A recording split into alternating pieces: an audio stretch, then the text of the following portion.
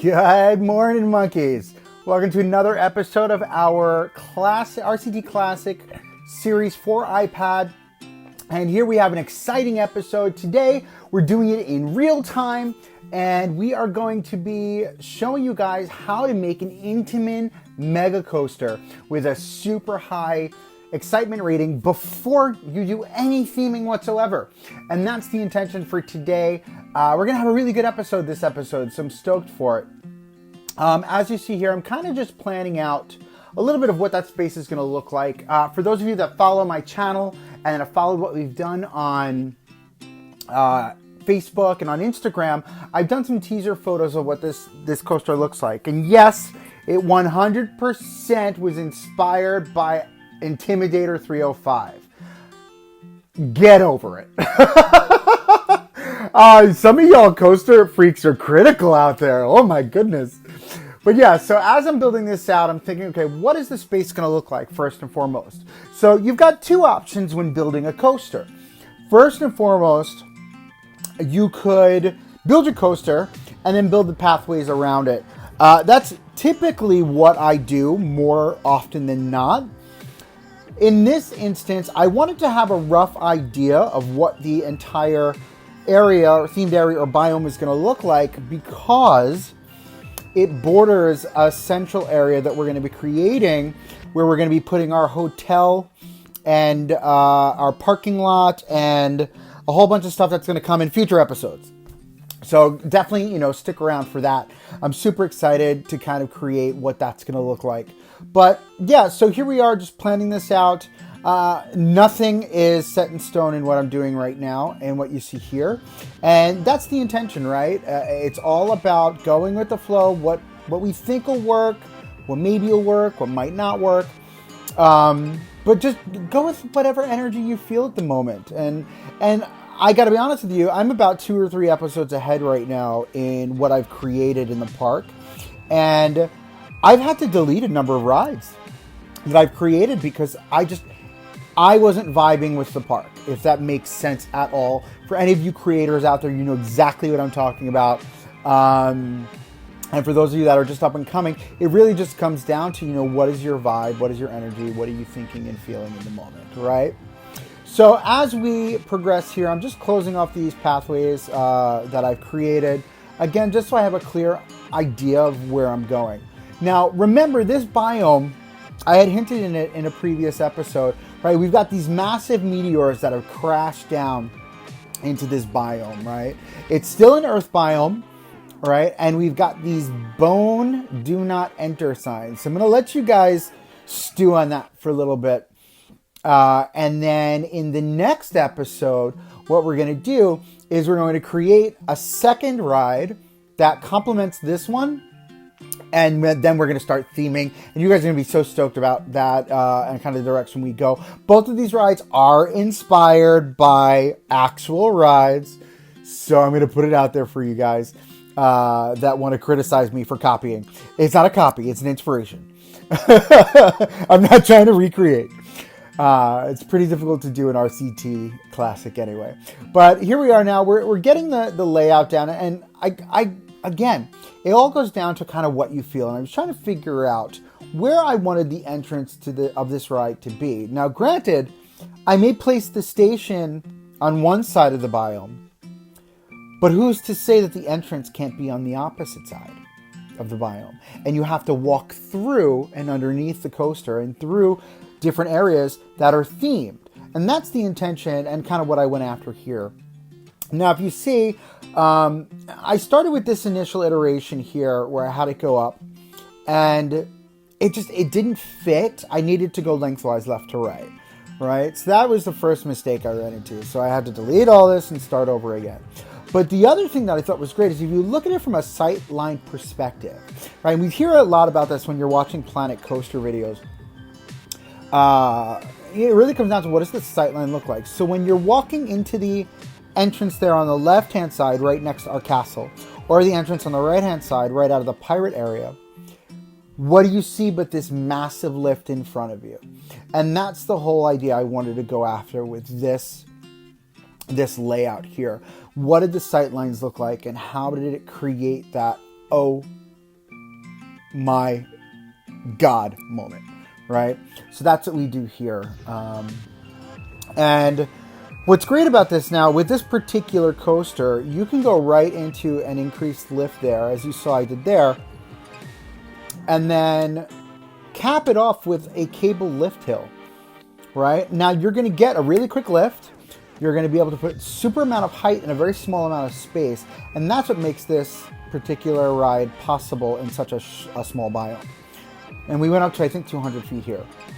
Now, if you notice what I'm doing with this curve here, I'm not doing the quarter pieces back to back, right? I'm putting one section of banked straight track in between.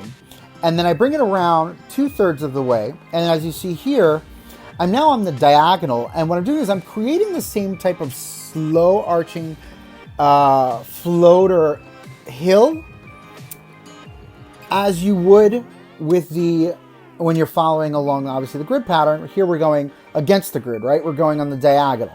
So with that diagonal grid, what you do is you take 2 slight lifts up, back to back, and then you take 2 increased lifts up, back to back. And that's how you get that sloped look. Now, at this point, my description made no sense, so you would want to rewind and rewatch that. But here we are. Again, we're creating another turn. As you see, I take a quarter turn. I'm sorry. Take an eighth turn.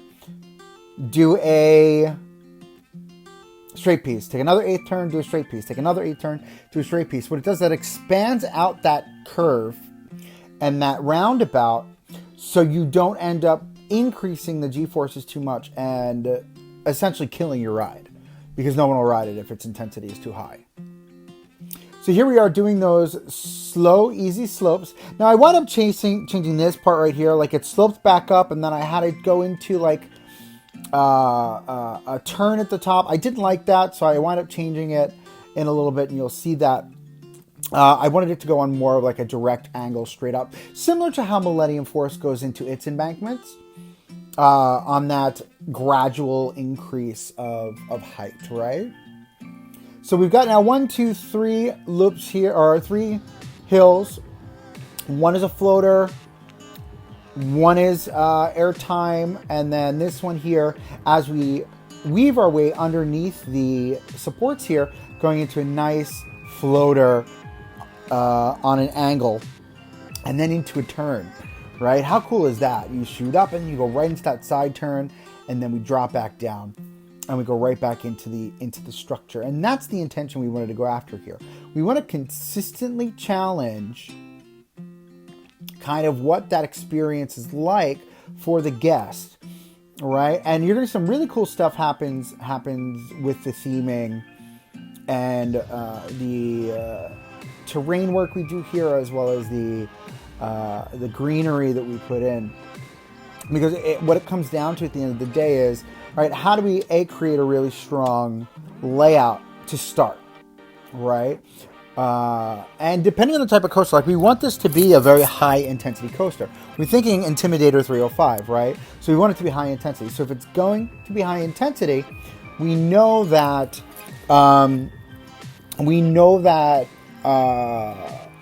we can expect that excitement rating to be increased, right? Along with that intensity rating for the most part. Now, mind you, when you're creating these different turns, like these turns here, right? The sharper the turn, the higher the intensity at the higher speed. The wider the turn, the lower the intensity at a higher speed. Okay? Now, these are the types of things you need to think about when you're building out your mega coaster, your Intamin mega coaster. Now here we create a nice airtime hill. Look at this one. We kept it super sharp. We did the gradual increase up, and then we did a sharp pop at the top. I think about the last hill on Millennium Force when I think about that, just before that turnaround. You know, the kind of pop you get coming off of that. It's just, I mean, there's nothing like it. It's fantastic. So here we are now doing the final turnaround, and I think the overall layout for the most part fits perfectly into the footprint we were looking for. I'm very pleased with at the vantage point, at any vantage point you look at this coaster, as we go into the 4 different angles you could look at it, I mean, it's just spot on fantastic. And again, that's really what you want to go for. You want to have that visually stunning piece as your centerpiece for an area. Now, this is by far, I think, so far, my favorite coaster in the park. I guess it looks like Intimidator 305. But here I was having a little bit of trouble trying to figure out, like, what did I want this this last part to look like? And I was like, why don't we just loop it back underneath here? And then, I don't know if you guys have ever done this before. I created a brake run and did a S-turn turnaround. And you're going to see what that looks like right here. Almost looks like a teardrop.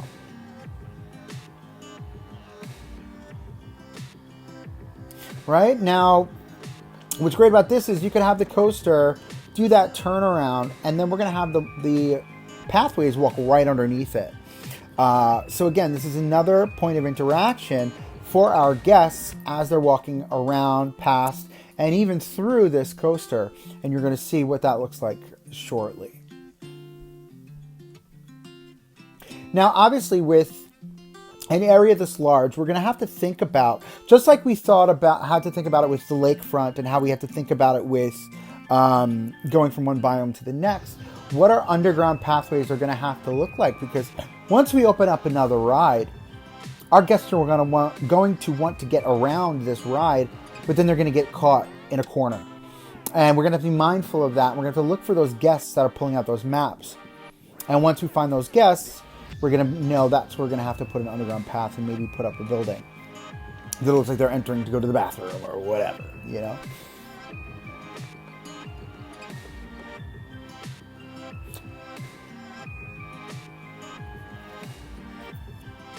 All right, and here comes that roundabout. Now, I do some theming, continued theming once the coaster is built, and not theming, I'm sorry, rock work and terraforming in the upcoming few moments here. And I want you to think about, as this is getting built, is this something that would work for you in this type of a biome, right? Again, the theming is still a big question mark. What do we think it's going to be? I don't know. Do you? Comment below if you think you know what this theme is going to be. It's got the bone signs, and we've got these giant meteors that crashed into this jungle biome. What is the theme going to be? All right, now here we are back into fast speed, and we are going to take a look at what that coaster looks like, zooming around that track. Super great there. I think I do some adjustments here in the brakes, and then we get into the terraforming. But yeah, so that's more or less how you build an Intamin Mega coaster. I mean, look at that. That layout's just stunning. I love it. And then you catch really good sight lines all the way around. And that's what's great about this particular coaster, right? As you're going up that lift, right? Let's say you were an actual guest on the coaster, and you're going up the lift, and you're cresting over the top, you look out and you see the entire park. And that's what we talk about when we talk about placement, we talk about vistas, right? That's what you want to create. You want to create that type of experience for your guests. And especially for those of you that are watching this that play both this and Planet Coaster, you know exactly what I'm talking about.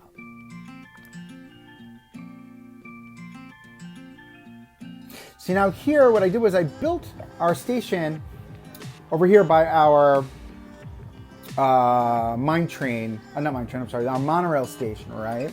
Now, this is where I make that adjustment I was talking about. Look at how much better that looks. It's just so much cleaner. It goes right up, it goes into that turn, and then it goes right back down. It's very clean.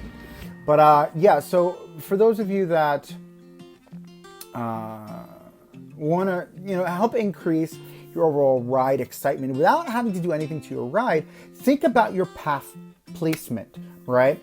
So if I'm getting off of that monorail and I'm looking at the entrance to that coaster, right?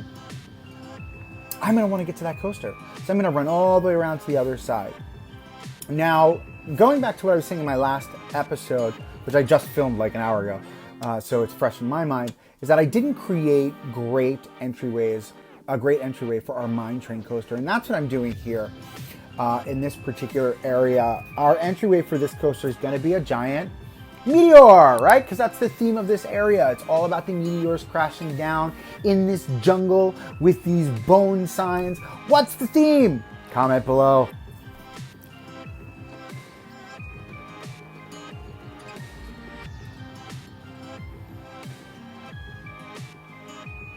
Right, so just like we've done most of our other rock work, it's all exactly the same, except with our meteors. I don't know if I've done a meteor yet on camera. I don't really remember. What I like to do is, I may have done a meteor on camera. I don't remember. I'm sorry if I did. I apologize if I'm repeating myself. Call me DJ Skip a Beat or DJ Repeat. But yeah, so as I build this out, I'm thinking to myself, okay, you know, I'm going to drop down, see how we've got this red molten lava kind of feel as it comes down. That's the whole intention, right? We want it to feel like it's molten lava dropping down. Like, how cool is that, right?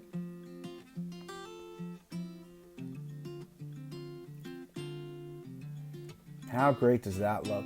And again, it's just a meteor that crashed down, right? And we get to walk right past that entryway. There's some really great stuff coming. I mean, I'm looking at this now and I'm thinking about, you know, the next episode and the episode after that and what I built already. And I'm just looking at it going, wow, this is going to look so great when it's done. I can't wait to show you. All right, so the color for this area is going to be this lime green, right? Because that's our main coaster. Our main coaster is this giant, for lack of a better term, Velocicoaster. Okay, we're gonna name it after our new coaster going into Universal Studios Orlando. Currently vertical. I can't wait to see what that looks like. It's supposed to be really tremendous. Definitely need a premiere launch coaster in this park. I think that'll be one of the next coasters I build in the next biome. No, not in this one. In the next biome, I've got a really great idea. Can't wait to get that one going. It's gonna be really out of this world. Hint, hint. But yeah, we'll do a premiere launch coaster, dueling launch coaster. Because if those of you that don't know, I loved Batman and Robin the Chiller. One of my all-time favorite coasters ever in the world, ever, literally ever. When it was taken down out of Six Flags Great Adventure, it literally broke my heart. And it's been replaced by a flat ride, a dark ride, which I'll be honest with you, I like. I don't love it. I do not love it like I love Batman and Robin the Chiller. If Premiere can figure out a way, now that they're an older company, to make a ride similar, my heart would be forever grateful. But as we come to the end of this video, thanks so much for watching. Coaster Monkey Studios on Instagram, Facebook, Reddit, Twitter, and now Discord. Coaster Monkey Studios. Thanks, guys, for checking us out. And we will catch you in the next video. Hasta la bye-bye.